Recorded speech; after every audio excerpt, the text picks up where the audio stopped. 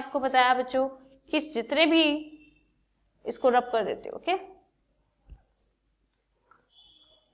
जितने भी एंजाइम, जितनी भी एक्टिविटीज हमारी बॉडी में हो रही है, जितनी भी मेटाबॉलिक एक्टिविटीज प्रेजेंट है, वो सारी एंजाइम के प्रेजेंस में ही होनी है। विदाउट एंजाइम कोई भी रिएक्शन आपकी बॉडी में नहीं होती है बच्चों, ठीक है। तो बट कुछ ऐसे एंजाइम हैं जो कि क्या होते हैं, एक नॉन प्रोटीनस पार्ट के साथ बाइंड होके ही अपना एक्शन दिखा पाते हैं, ठीक है, समझ रहे हो। होलो एंजाइम क्या है, ये वाला जो मैं रिएक्शन लिख रही हूं ना, ये भी बहुत इंपॉर्टेंट है।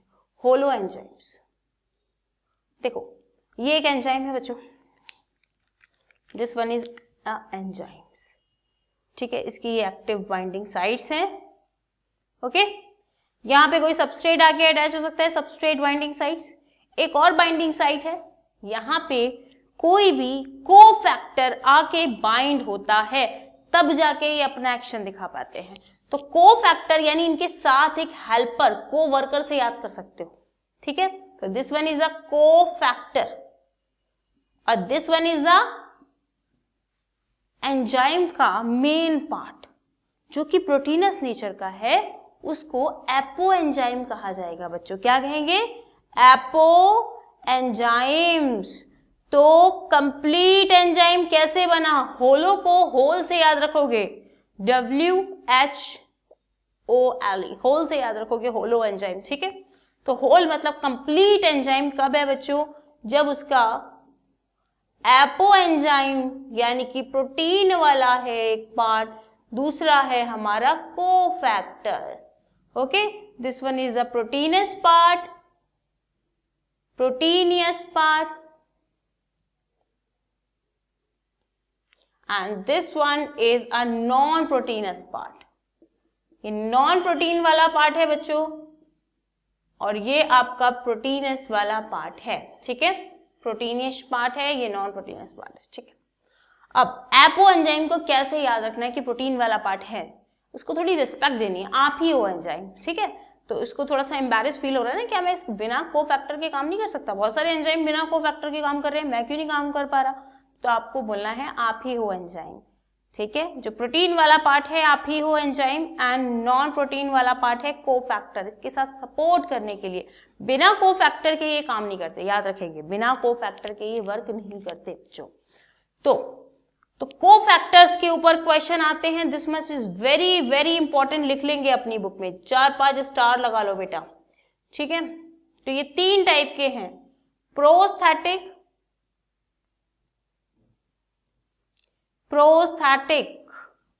Group and another one is a coenzyme. यहां पे ना कोएंजाइम लिखा हुआ भी मिल सकता है आपको रिएक्शन में, coenzyme. Another one is a metallic ion, metallic ions, ठीक है। अब आपको कैसे क्वेश्चन पूछे जा सकते हैं, ये प्रोस्थेटिक ग्रुप एक ऑर्गेनिक कंपोनेंट है या इनऑर्गेनिक कंपोनेंट है, याद रखेंगे, this one is organic component बच्चों, ऑर्गेनिक कंपोनेंट है, कंपाउंड है, ये भी एक ऑर्गेनिक कंपाउंड है बच्चों, and this one is a inorganic compound, inorganic matter, ठीक है। चलो अब क्या होते हैं, कैसे लर्न करोगे। प्रोस्थेटिक ग्रुप का एग्जाम्पल है बच्चों हीम, ठीक है। ये वो कोफैक्टर है, ठीक है, जो अपने एपो एंजाइम के साथ, एक ही एपो एंजाइम के साथ, एक ही टाइप के या एक ही एंजाइम के एपो एंजाइम के साथ बाइंड होता है और उसी के साथ बाइंड रहता है, कभी उसको छोड़ के नहीं जाता, ठीक है। अनस्टेबली टाइटली बाइंड रहता है, ठीक है। तो ये उस चिपकू गर्लफ्रेंड की तरह है जो एक के पीछे पड़ी रहती है, तो ये उसका ही एग्जाम्पल हो जाएगा आपका, this one is the prosthetic group. Haem जो है वो ग्लोबुलिन, ओके, ग्लोबिन प्रोटीन के साथ बाइंड रहता है टाइटली, ठीक है। तो बिना इसके काम भी नहीं चल सकता, तो टाइटली एक ही के साथ बाइंड रहेगा, ग्लोबिन के साथ बाइंड है तो ग्लोबिन के साथ ही बाइंड रहेगा, ओके। तो यहाँ पे हीम का आप याद रखेंगे, this one is a prosthetic group, यहां पे लिख लो बेटा टाइटली एंड परमानेंटली, एक ही फिक्स हो गया, and permanently bind with apo enzyme, apo enzyme के साथ बाइंड रहता है। हीम, ओके, कैटालेज भी आ जाएगा यहाँ पे एंजाइम्स, कैटालेज, कार्बोक्सिलेज, ये 2 एंजाइम एनसीईआरटी में दिए हुए हैं, कैटालेज एंड हाइड्रोजनेज, स्टार लगा लो बेटा इसमें, एंड हाइड्रोजनेज,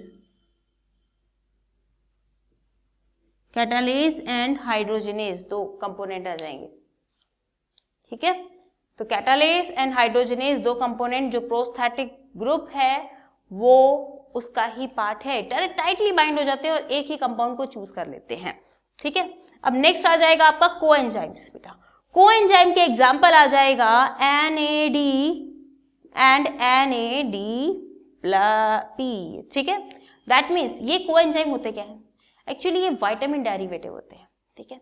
हम क्यों बोलते हैं कि हमारी डाइट में विटामिन होना क्यों जरूरी है, बहुत सारे ऐसे एंजाइम है बेटा जो कि आपके विटामिन के थ्रू, उनको विटामिन चाहिए अपनी एक्टिविटीज के लिए, को फैक्टर की तरह, ठीक है। तो विटामिन डेरिवेटिव है ये, इसका फुल फॉर्म भी आपको पता होना चाहिए, this much is very important, plant physiology में भी पढ़ोगे बेटा आप, निकोटिनामाइड, निकोटिनामाइड, ठीक है, and adenine, nicotinamide adenine dinucleotide, ठीक है, निकोटिनामाइड एडेनिन डाई न्यूक्लियोटाइड, यानी कि 2 न्यूक्लियोटाइड है, बताया था न्यूक्लियोटाइड कहाँ बताया था, न्यूक्लिक एसिड में, न्यूक्लियोटाइड न्यूक्लियोटाइड न्यूक्लियोटाइड की चेन बन जाएगी, तो 2 न्यूक्लियोटाइड है जिसके ऊपर एडेनिन प्रेजेंट है, डाई न्यूक्लियोटाइड, ये कोई ऐसा कोई मेजर पार्ट नहीं है, मेजर पार्ट है nicotinamide, that means is a derivative of niacin, niacin किसका नाम होता है, is a derivative of niacin, niacin बच्चों विटामिन B3, विटामिन B3 का नेम होता है, तो विटामिन B3 का डेरिवेटिव होता है ये आपका, अगर यहाँ पे P लगा हुआ है तो कुछ नहीं करना है, फॉस्फेट और लगा देना बेटा, nicotinamide adenine dinucleotide phosphate, ठीक है। अब ये कैसे बाइंड होते हैं कोएंजाइम्स, कोएंजाइम थोड़ा सी फ्रैंक गर्लफ्रेंड की तरह है, ठीक है। तो ये कोएंजाइम्स एक्चुअली क्या करते हैं कि ये टाइटली बाइंड नहीं होते, ये कैसे बाइंड होते हैं, रिवर्सेबली बाइंड होते हैं, ये इरिवर्सेबली बाइंड हो रहे हैं, वो रिवर्सेबली यानी अनस्टेबली बाइंड होते हैं, और ऐसा नहीं है कि फिक्स है कि किसने किसके साथ बाइंड होना है, ये किसी भी एपो एंजाइम को पकड़ेंगे, रिएक्शन करवाएंगे और उनको प्रोडक्ट बना के छोड़ देंगे, ठीक है। ऐसे किसी दूसरे प्रोडक्ट को पकड़ेंगे, रिएक्शन करवाएंगे और प्रोडक्ट बना के छोड़ देंगे, फिक्स नहीं है कि इनको किसी एक पर्टिकुलर एपो एंजाइम के साथ ही बाइंड होना है, ये कुछ फिक्स नहीं है, ठीक है, तो याद रखेंगे। मेटालिक आयन क्या करते हैं, मेटालिक आयन का फिक्स होता है बेटा, मेटालिक आयन का फिक्स है कि मुझे इस एंजाइम के साथ ही बाइंड होना है, मुझे इस एंजाइम के साथ ही बाइंड होना है, लेकिन ये टाइटली कभी बाइंड नहीं होते, अनस्टेबली बाइंड होते हैं, लेकिन एक पर्टिकुलर एपो एंजाइम के साथ, ठीक है। तो सबसे ज्यादा फ्रैंक कौन है, कोएंजाइम, ठीक है। तो ये क्या है बेटा, इनका कोई फिक्स भी नहीं है कि किस पर्टिकुलर एपो एंजाइम के साथ बाइंड होना है, और अनस्टेबली बाइंड होता है, these are unstably bind with any type of apoenzymes, ठीक है, unstably bind with any apoenzyme, ठीक है, याद रखना बेटा इसको, किसी भी एपो एंजाइम के साथ अनस्टेबली बाइंड हो जाएंगे। मेटालिक आयन अनस्टेबली तो बाइंड होता है लेकिन फिक्स होता है पर्टिकुलर एपो एंजाइम, तो मेटालिक आयन का यहां लिख देती हूँ बच्चों में, ठीक है। मेटालिक आयन का एग्जांपल आपकी बुक में जिंक दे रखा है बच्चों, तो यहां लिख लोगे कि metallic ion zinc is bind unstably with a particular apoenzyme, ठीक है, एक पर्टिकुलर एपो एंजाइम के साथ अनस्टेबली बाइंड हो जाते हैं। Example is the zinc ion, ठीक है, जिंक आयन आपने सुना होगा बेटा, कार्बोक्सीपेप्टाइडेज, कार्बोक्सीपेप्टाइडेज जो आपका प्रोटीन का डाइजेशन करता है, ठीक है। कई बार जब हम बीमार हो जाते हैं तो डॉक्टर जिंक की टैबलेट्स भी साथ में दे देते हैं, बच्चों के लिए जिंक के सिरप दिए जाते हैं, क्यों, प्रोटीन का डाइजेशन करने के लिए बेटा। तो ये कार्बोक्सीपेप्टाइडेज जो है कि एक प्रोटियोलाइटिक एंजाइम होता है, प्रो कार्बोक्सीपेप्टाइडेज के फॉर्म में रिलीज होता है बच्चों, डाइजेशन वाले चैप्टर में आपने पढ़ा होगा। ट्रिप्सिन इसको एक्टिव करके किस में कन्वर्ट कर देता है, कार्बोक्सीपेप्टाइडेज में, और कार्बोक्सीपेप्टाइडेज को चाहिए होता है जिंक आयन अपनी एक्टिविटी करने के लिए, याद रखना। तो कार्बोक्सीपेप्टाइडेज के साथ जाके बाइंड हो जाएगा ये कार्बोक्सीपेप्टाइडेज,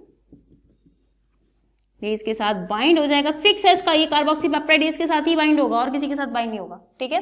लेकिन अनस्टेबली बच्चों, ऐसा नहीं है कि कार्बोक्सीपेप्टाइडेज के साथ चिपका ही रहेगा, ये रिएक्शन करवाएगा अलग हो जाएगा, रिएक्शन करवाएगा अलग हो जाएगा, ठीक है, तब जाके प्रोटीन का डाइजेशन हो जाएगा, ठीक है, protein digestion.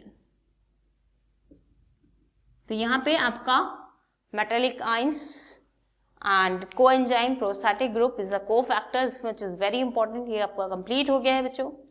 And remaining part हमारा आरएनए और मेटाबॉलिक रिएक्शन रिमेनिंग है, ठीक है, उसको हम नेक्स्ट क्लास में कवर करेंगे।